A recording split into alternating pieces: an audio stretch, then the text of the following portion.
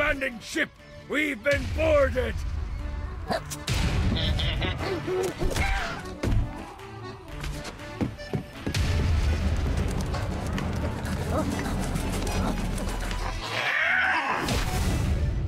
Get these damn things off my ship!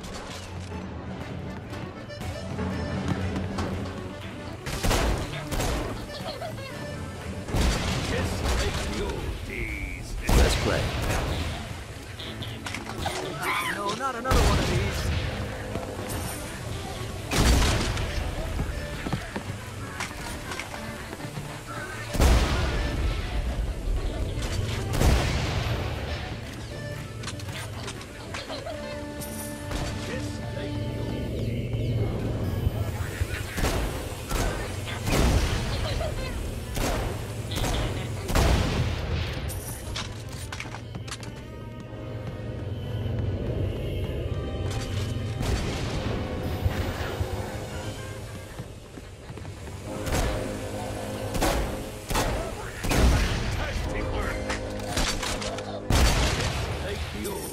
I got a bit of treasure in that chest over there.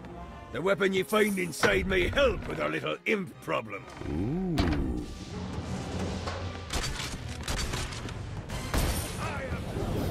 Running out of juice. Fuck off! Come at it, motherfucker! Get off, you piece of shit!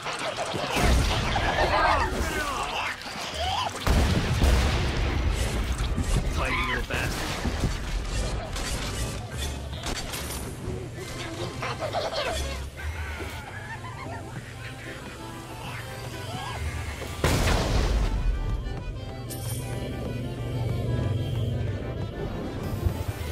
I summoned these imps to serve as my crew. I forgot what a handful they could be. Once aboard, they wouldn't listen to their captain. They ran amok in the bowels of the ship.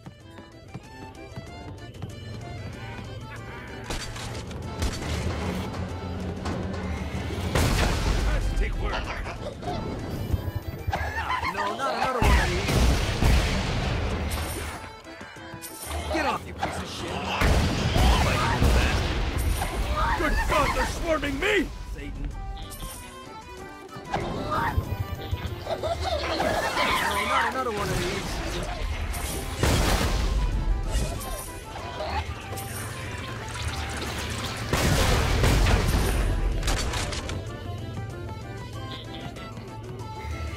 It's okay to drop the pirate voice. What pirate voice would that be? Wow. I hope there's not something ridiculous like 100 of these to... Zinyak's destruction of Earth had a profound impact on the afterlife. To heaven, it was a logistical nightmare. St. Peter's meticulous nature drove purgatory wait times to unbearable levels.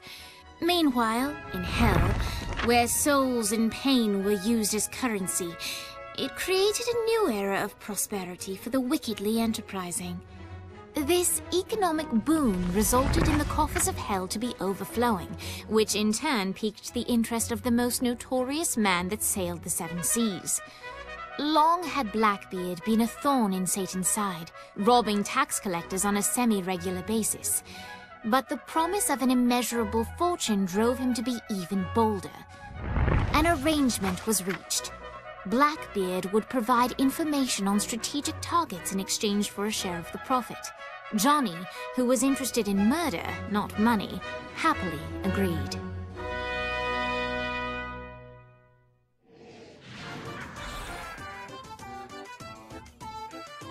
I grant ye the ability to summon my crew whenever they're needed.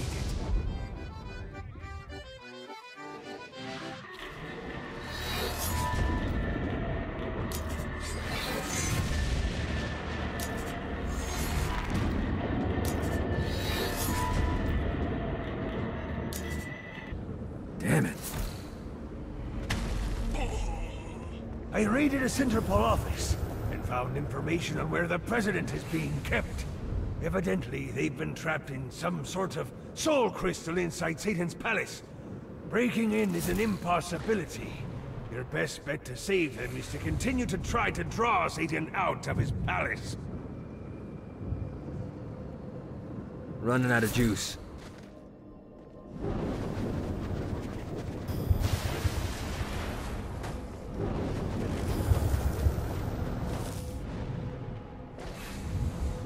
Damn it.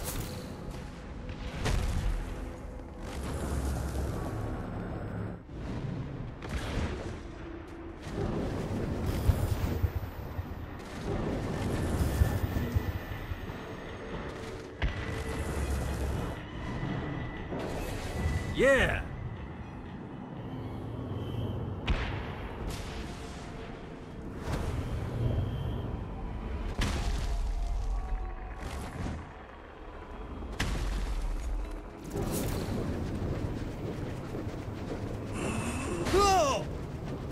Need to rest the wings.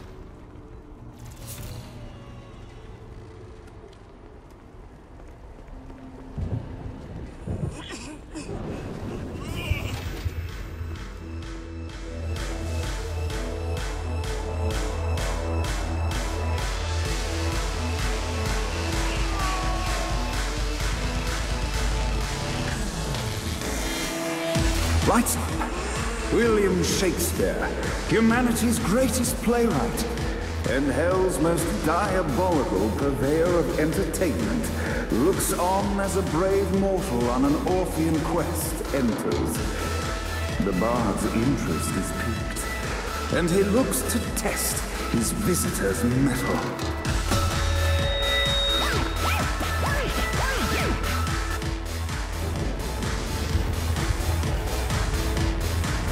These things can do.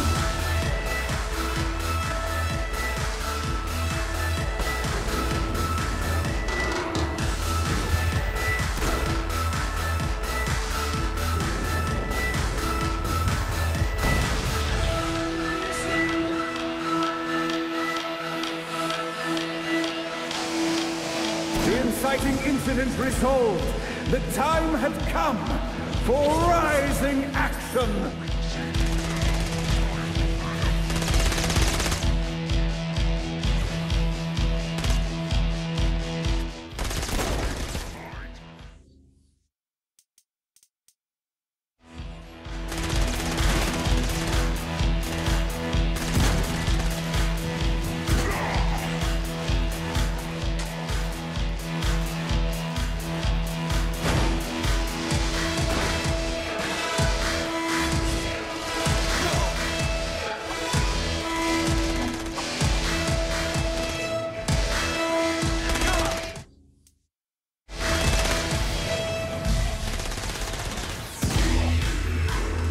The battle raged on below, and as bullets and blood flew, the bard arched a curious eyebrow.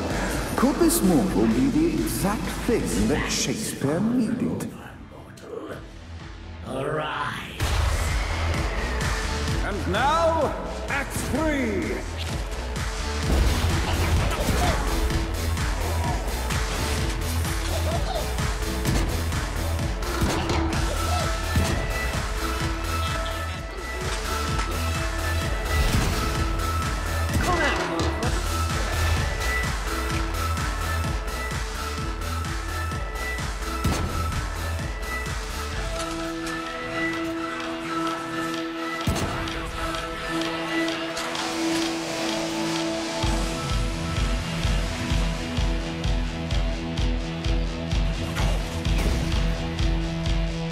Conflict resolved, Shakespeare eagerly awaited meeting the champion that dispatched so many of his men.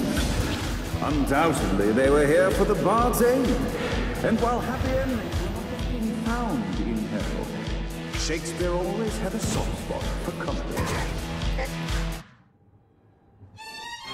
In the land of the living, William Shakespeare is regarded as one of the most prolific playwrights of all time.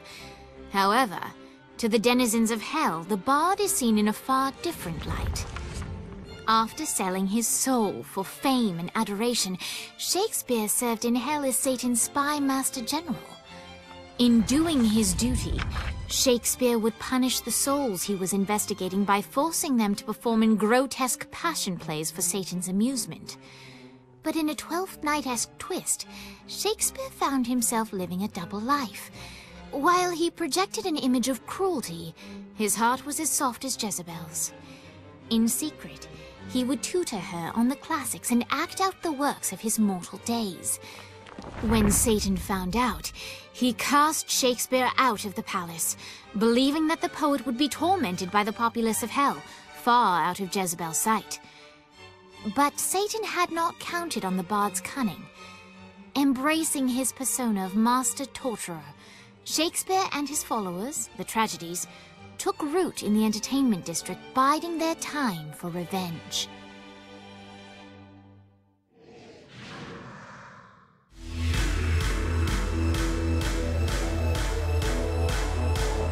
So Shakespeare called forth the Deus Ex Machina to bestow our protagonist with the arcane power of horse stomping.